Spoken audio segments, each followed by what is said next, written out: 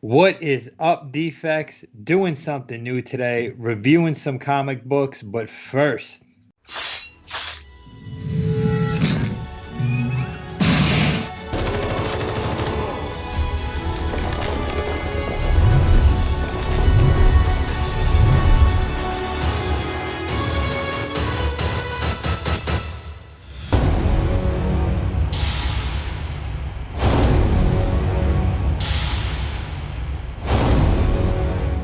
What is up, defects? It is Matt Forge and the Butcher 105, and we're going to be reviewing some comic books today, right? We did some reading. We said, let's do something a little different.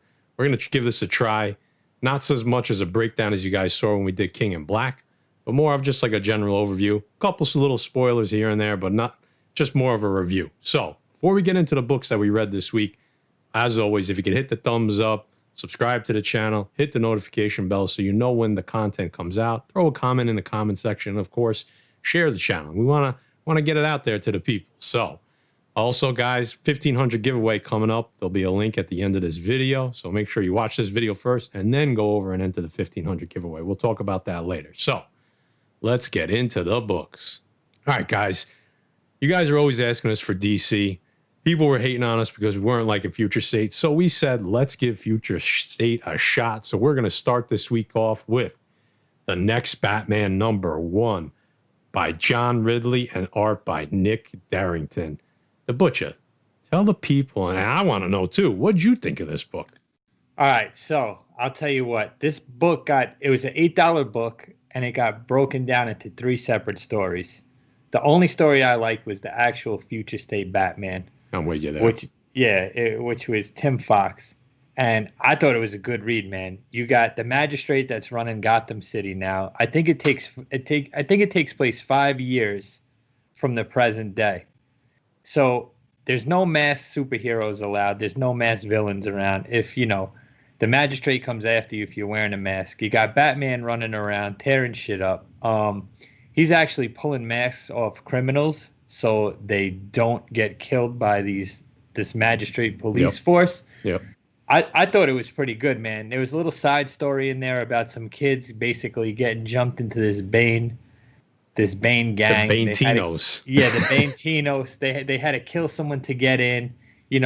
Classic Batman intervenes, saves the kids. It was good. You had Gotham PD there. You had the detective in there on another little side story. But I thought that first storyline was good, and it's something I'm definitely going to be reading.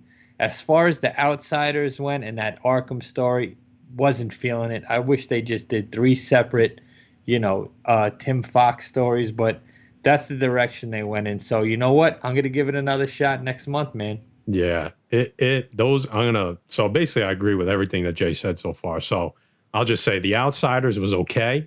It was an okay story, but the Arkham Knight's story was almost unreadable for me. Like, yep. It was ridiculous. Like Jay said, I wish they threw it in there so that you'd read all 3 and maybe get interested. I think it was a mistake. Basically, Batman, Bruce Wayne is gone, right? We're going to find out in the Dark Detective, I think later on this month, January, what actually happened to him. So we're going to find that out. I guess technically we don't know for sure that Tim Fox is Batman, but they almost make it seem like it's his brother Luke that's Batman, the way he's talking, right? We talked about that earlier. It was a little confusing. But it is Tim as far as everything else that I've read. So I was digging the art. I was digging the writing by Ridley. I think he did a great job. I'm definitely reading issue #2. So that's all I got to say about that one. It felt like a classic Batman comic book. Yeah. So, all right, let's get into the next book. All right, guys. Next up, the reason we started to do this, we told you guys on New Comic Book Day, we were going to review Eternals. We were definitely both psyched for this series. We wanted to see what it was going to bring. Eternals #1, Kieran Gillen and Ezed, I don't even know how to say his name, Ribic. I know his last name is Ribic. The Butcher. I mean, what'd you think, bro? This was an interesting read. Maybe a little difficult. What'd you think?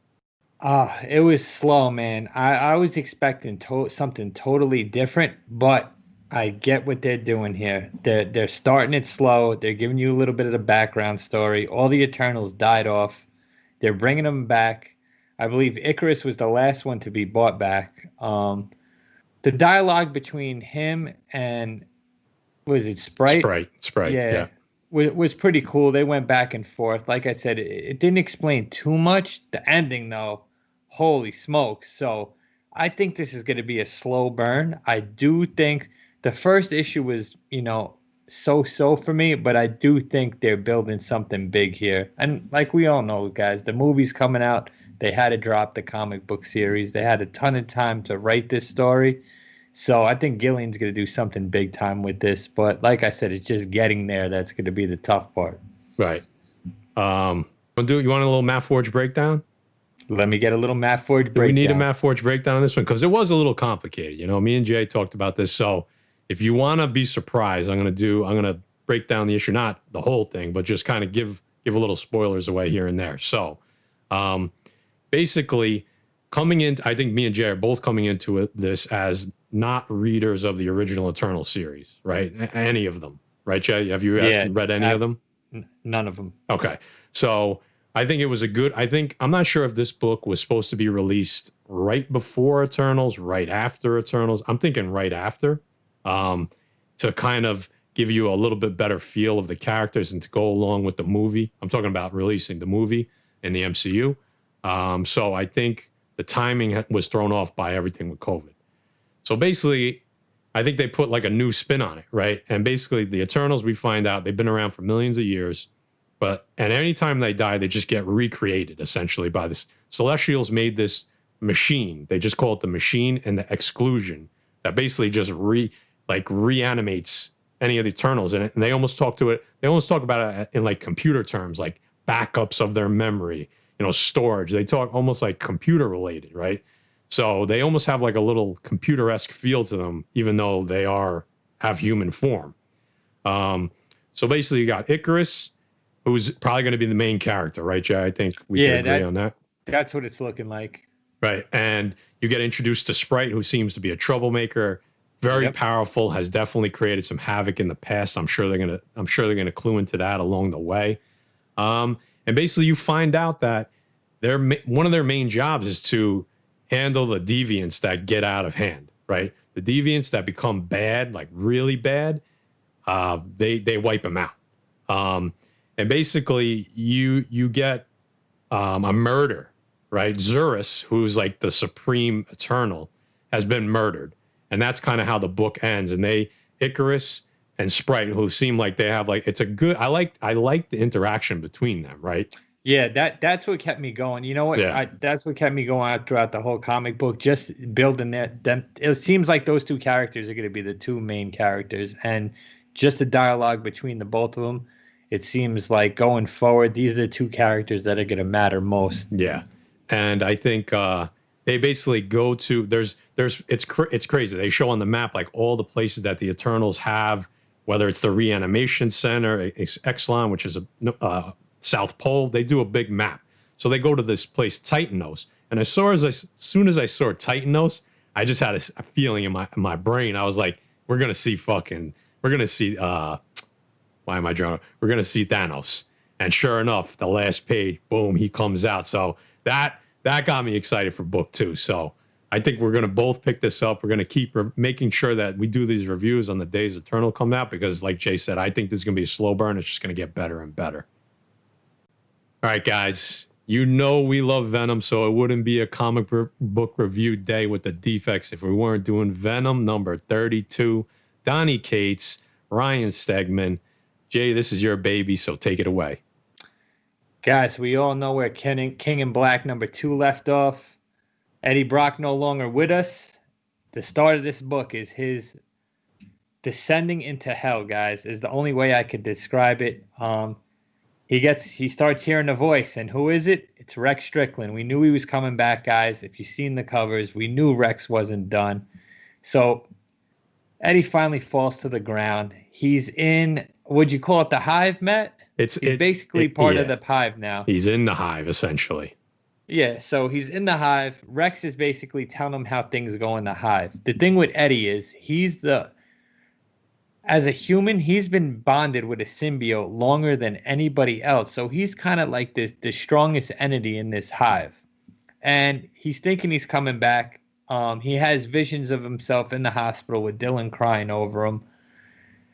Things went back and forth. There is a way that this book explained. There is a way to come back, and there is a way to fight this hive from the inside. And then lo and behold, the end of the story, who appears? Flash Thompson, guys. So I'm super excited. I think it was a slow issue again, nothing major except for Flash Thompson and maybe Rex Strickland, but Eddie's not gone yet. He still has some work to do. So I'm excited for King in Black #3, and then again the next issue of Venom. So we'll see where it goes. Matt, what'd you think about this? I liked it a lot better than issue 31. Jay, I think back in July, I had said over and over to you, I'm like, Flash Thompson. Something's going to happen with Flash Thompson. How big of a part he has, we don't know. I think it was cool. It kept me turning the pages. I was like, I want to see what happens. It was a little complicated. I was digging the art, of course. I was digging the writing. It got a little complicated how they were describing the hive. Like, where was he really? So I think that's kind of up for interpretation. I think Cates did that on purpose. But they gave you a little glimmer of hope. Does Eddie come back? Does Eddie rebond with the Venom symbiote?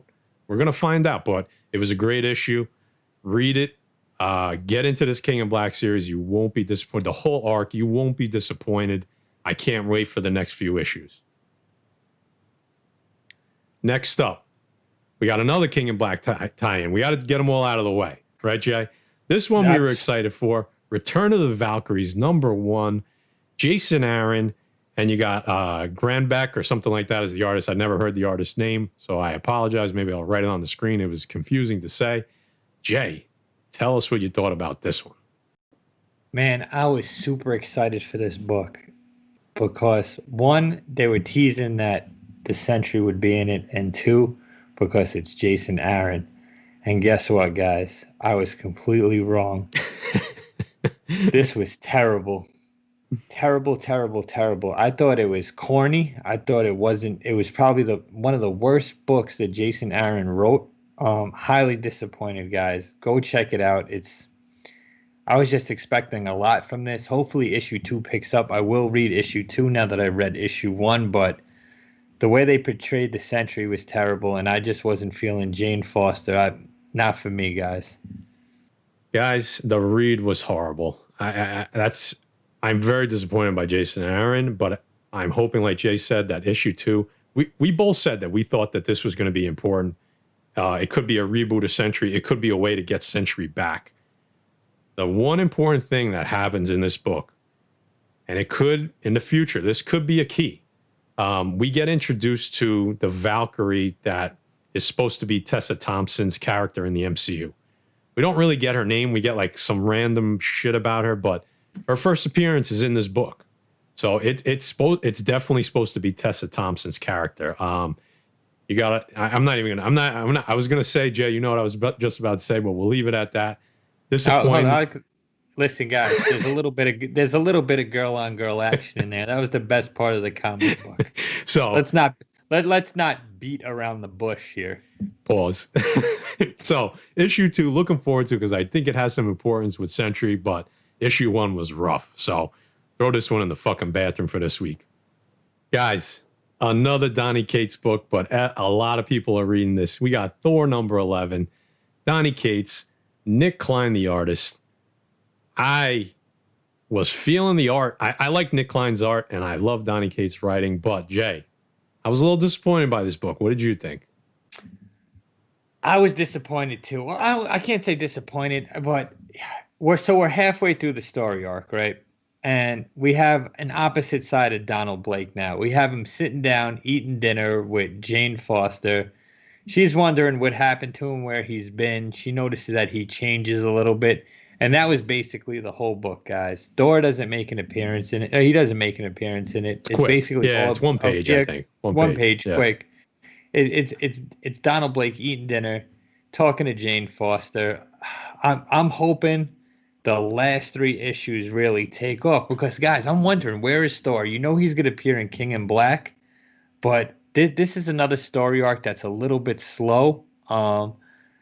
I think after reading the first couple of issues with, Black Winter and how It just went crazy. Now it's simmered down a little bit. People are excited for Dr. Donald Blake, but we'll see what happens, guys. The last page I wasn't a fan of. I don't want to see a frog Thor fight Donald Blake. Just not for me, man. Yeah, it's slow right now. You know, we've been talking about on New Comic Book Day show that it's almost time to start picking up Thors again, right?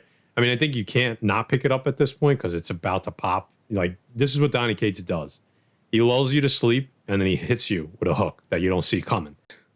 Not purposely, but another fucking Donny Cates book, okay? But it's not Marvel. We wanted some independence, but there wasn't a lot of independent great ones this week. So we grabbed an Image title. You know what we're talking about. Crossover number 3, Donny Cates and Jeff Shaw on the fucking art. I love the art in this one. I'm digging the story, but Jay, I'll let you take it away first. Yeah, man. I feel like the comic book community is torn in half with this series. I like it, man. Yep. It is a good story. Number 3 answered a lot of questions. You know, after number 2 ended, you see Ava has those powers that they don't know about yet. Number 3 is basically, you know, Ava, Otto, and Ellie traveling, trying to get to this point. We see, I forget the kid's name in it, whose dad is a priest who likes to fire in the name. Yeah, I can't remember, but he has a big part in it, guys. He does. He goes to see this guy who's supposedly like a head honcho who gives him a gun with this, you know, with this bullet that could kill superheroes, and he ends up meeting with Ava, Ellie, and Otto in this traffic jam. We see a character like Doctor Strange in there. There was a little hidden Easter egg of Cosmic Ghost Rider in there. I'm really feeling this series, and I think the writing is excellent, man. I cannot wait to read issue 4. So I love what Donny Cates does, and I just heard Jay say this on another video. He pays homage like no other, right? It's rare. And he puts all these little Easter eggs in. He even did some throwbacks to some of his older work that didn't pan out so well, and he kind of pokes fun at himself, which I think is great. Yep. I dig this storyline, man. I really do. I mean, the way Donnie's hyping it up on Twitter and stuff, like, it's not like he's like crazy issue 3. No, it wasn't crazy. It was cool. That actually, it was, they were making you think that it was Doctor Strange, but it actually wasn't. Right, yeah. He introduces himself as something else. I can't remember the name. And then you get I was supposed to be like a big reveal at the end. Spoiler, if you don't want to hear it. Madman is the guy at the end. We think it's going to be Superman, and it turns out to be Madman, which is a character I don't know a lot about. We just talked about it before. This is a cool story. I mean, get into this if you're not reading it. It's kind of what happens if the comics just kind of spill into real life. And it's kind of like this is the stuff you dreamed of when if you were a 90s kid, like this is the shit that you dreamed of, you know, like 80s and 90s. Like, I mean, I'm saying that because that's when we grew up. Like, my childhood self would have loved this, you know? Absolutely. And I could see this as a TV show, as a movie, like 100%. Donny It Cates, almost yeah, go ahead. It almost reminds me of like Roger Rabbit when like toons come into the Thank real you. world. I couldn't think of, yes, perfect. Yeah, it's the same thing. It's comic books. You know, they have their dotted art on their face. It's a good read, guys. Pick it up. Let us know what you think in the comments, because like I said, the community's torn on this series, but I'm definitely feeling this. I'm digging it. Yeah, and like Jay said, put it in the comments. That's our first like official comic book review video. We did some breakdowns of King in Black, but we want to see how the review would go. Tell us what you think in the comments. Do you want us to keep doing this? Should we not keep doing this? I think if we're going to do it, we're only going to do it once a month right now. All right. Little bit of housekeeping. Before you leave the video, make sure, I'm going to put it like maybe right here. Go check out the 1500 giveaway. You got a few weeks left. Probably end of January is when we'll run it. The video's live on how to enter, so go check that out. Always, guys, friends of the channel in the description. We got partners of the show and sponsors there in the description with some discount codes. Go check that out. Definitely a pressing service. I'll throw the images up right here, right now. And then we got the comic book online shop, Mutant Beaver. So you got Comic Book Express Comic Book Pressing, and Mutant Beaver Comics. Definitely go check those out. Hit the thumbs up. Like we said before, subscribe, hit the notification bell, throw the comments, tell us what you think, share the video. And I think that's going to wrap up this comic book review. We got to get a name for this, Jay, right? That's it. We got to get a name for this, maybe a graphic. So if you guys have any good idea for names, put it in the comments also. We love the feedback. You guys do our work sometimes for us. So, all right. With the Butcher 105 and Matty Forge, Pressable Defects, we'll catch you on the next one.